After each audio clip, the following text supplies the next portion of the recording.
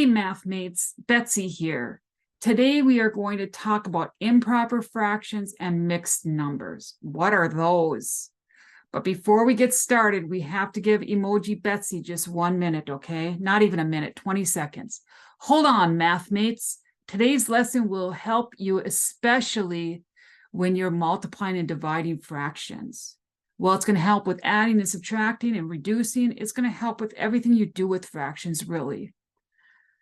And Betsy has a little riddle here for you. The more you take, the more you leave behind. What am I? Leave me a comment if you know. Otherwise, I'll tell you at the end of the video. All right, let's get started here. So, I like to start always by reading the directions and then reading the problem out loud.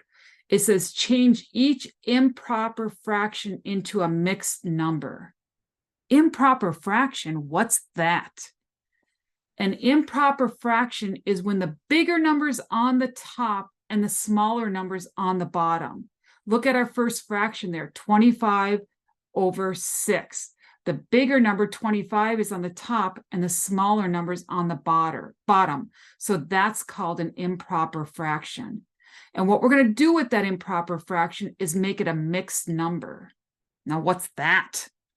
A mixed number is when you have a number out front and then you have what's called a proper fraction. It's where the smaller number's on the top and the bigger number's on the bottom. So when I look over here at 2 3/5, you've got a number out front, and then when I look at the fraction, the top number is a smaller number. That's a mixed number. So we're going to take these improper fractions and make them into mixed numbers. So how are we going to do that? Let's take a look over here. We have 25 divided by 6. So I'm going to ask myself, how many 6s can fit into 25? Well, 1 6 gives me 6. 6 times 2 is 12. 6 times 3 is 18. 6 times 4 is 24. And 6 times 5 is 30. Well, that's more than 25. So how many 6s will fit in there? 1, 2, 3, 4 6s. That makes 24. So how many do we have left to get to 25? 24 plus 1 is 25. And then you always put that fraction with the denominator on the bottom. So now I have a number with a proper fraction, which is called a mixed number. Yay, we did it. What do you think? We're going to do a few more. I want to make sure you understand this. And if you still need me to do more after that, just give me a note and I'll make sure I put some more up. All right, the next problem. Is it an improper fraction? Is the bigger number on top? Yes. Therefore, it's an improper fraction. So we want to look at the bottom number and say, how many 2s fit into 6? Well, 2 times 1 is 2. 2 times 2 is 4. 2 times 3 is 6. So 2 times 4 is 8. So I can't go 4 times. I can go 6 times. So 1, 2, 3. I can fit 3 2s into 7. That makes 6, and I get 1 more to get to 7. And then we put our denominator on the bottom. And there we go. We've got our mixed number. All right, any questions on that? I want to make that a little better here so you can see it. There we go. All right, the bottom one here, we've got another improper fraction. The bigger number's on the top. So we look at the bottom number, 3, and we ask ourselves, how many 3s can fit in the 4? Well, 3 times 1 is 3. 3 times 2 is 6. That's more than 4. So only 1 3 can fit into 4. And that leaves me with 1 left over. And then we put our denominator on the bottom here.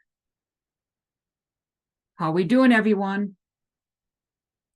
Everyone okay? So look at the bottom number and ask yourself, how many times can it fit into the top number? And then whatever is left goes on the top of your fraction.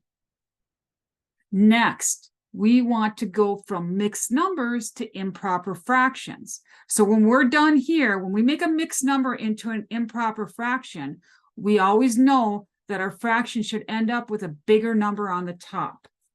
So how do we do this? Watch. Multiply the number outside by the bottom number. So 2 times 5 is 10.